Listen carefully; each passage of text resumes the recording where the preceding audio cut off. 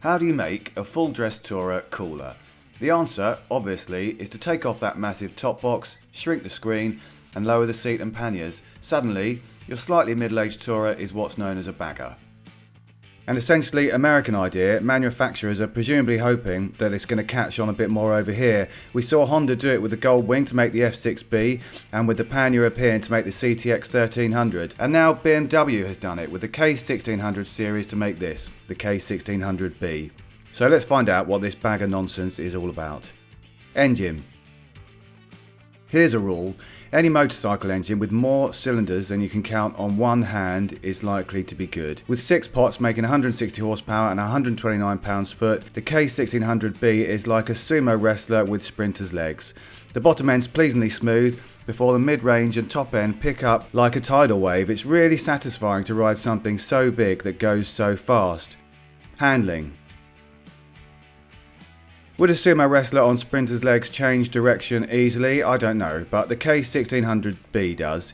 It's got new straighter handlebars than the other bikes in the range, which are the K1600 GT and top spec 1600 GTL. A bit of counter steer through those new bars, and it changes direction with a kind of weight-defying ease that makes you want to find corners just to do it again. For such a huge machine, it feels really easy to dominate. Suspension.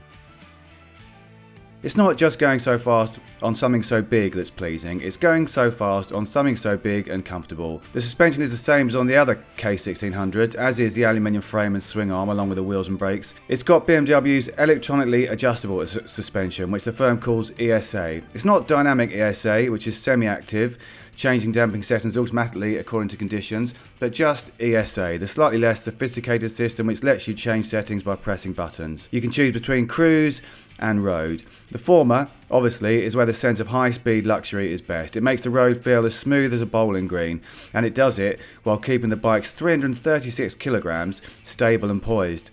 I tried road for a while, and the sense of contact with the tarmac is noticeably increased, but for me this bike seems to be all about going fast and extreme comfort, so I switched back. Brakes. The 4-piston calipers biting twin 320mm front discs haul the K1600B down from speed almost as impressively as a 6-pot engine hauls it up. There's a lot of power delivered with controllable progression. Brake really hard and the LED brake light starts to flash, and ABS is of course standard. Equipment.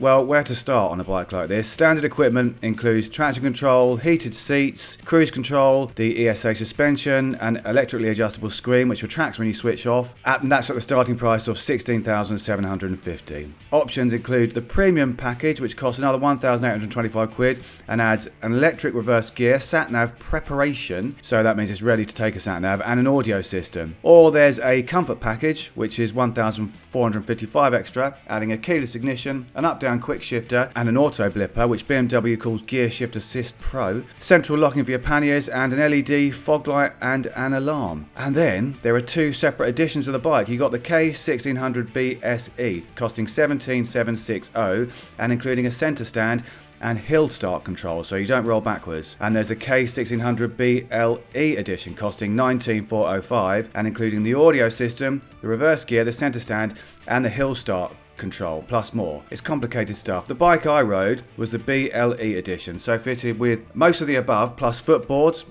which cost £195 extra, letting me stretch my legs out, and crash bars, another £185, and the comfort package, bringing the total on the road price of the bike I rode to £21,240. We could spend all day talking about BMW's long list of individual accessories, so I won't do that. The audio system on the bike I rode, it could pair with a smartphone via Bluetooth, and it sounds good and clear up to about 50 miles an hour, where it gets drowned out by wind noise. The reverse gear works well, and the up-down quick shifter is exceptionally smooth.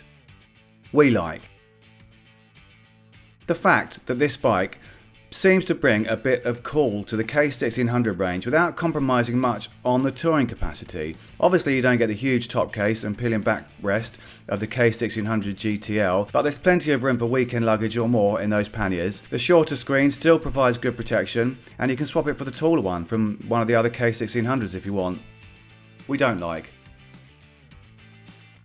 All the options are controlled by navigating menus on the dash using a wheel on the left-hand handlebar. I found it baffling. No doubt it will become intuitive soon enough, and to many BMW riders it already will be. Verdict. So I came to this bagger expecting it to be a compromised tourer, and therefore a bit pointless, a bit style over substance, but that's not what it is.